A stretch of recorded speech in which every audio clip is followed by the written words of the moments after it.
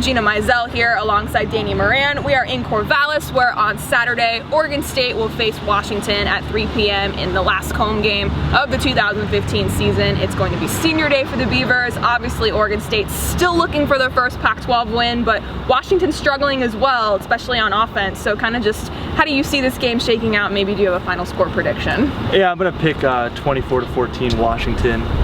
You know, it's a tough kind of bit of scheduling for Oregon State, given that Washington is still looking for a bowl berth at 4-6. They're going to have to win out this week against Oregon State, next week against Washington State. So there's obviously a lot of incentive there to win. I think just Washington's defense is too strong. Nick Mitchell's obviously banged up. Still no Seth Collins. So that two-quarterback tandem that was in place for Colorado never really came together. I mean, the good news obviously for Oregon State is it looks like they're going to get Ryan Nall back. So a little bit more backfield depth, particularly with how successful Paul Lucas was in his first stint there last week. But even given that, I think Washington's red zone defense is just too strong. I think Oregon State can keep it close. I think they'll have a lot of energy for senior day.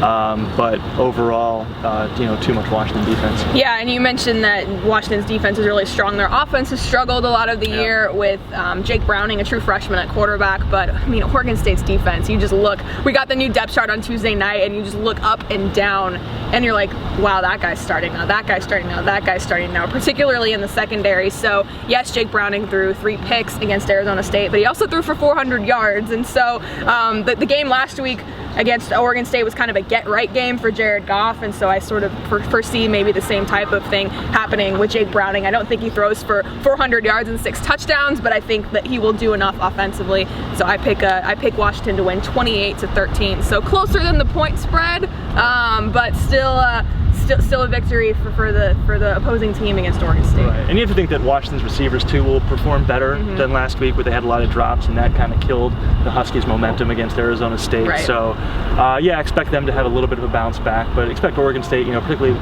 multiple walk-ons playing, or even former walk-ons in the secondary.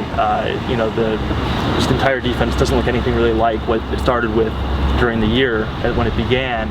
And yeah, it's just going to be a tough challenge. I agree with you in that. I think it'll be a big energy boost for this group, that these are the seniors, and that's something that Anderson has preached all season long, like play for these seniors, and we've talked to guys like Storm Bars Woods this week, Kyle Pecco this week, and they're motivated. So I think Oregon State, which most of the year it hasn't been effort that's been the problem. It's been just lack of execution or lack of talent. So I think it'll be a spirited performance, but I do also think another loss.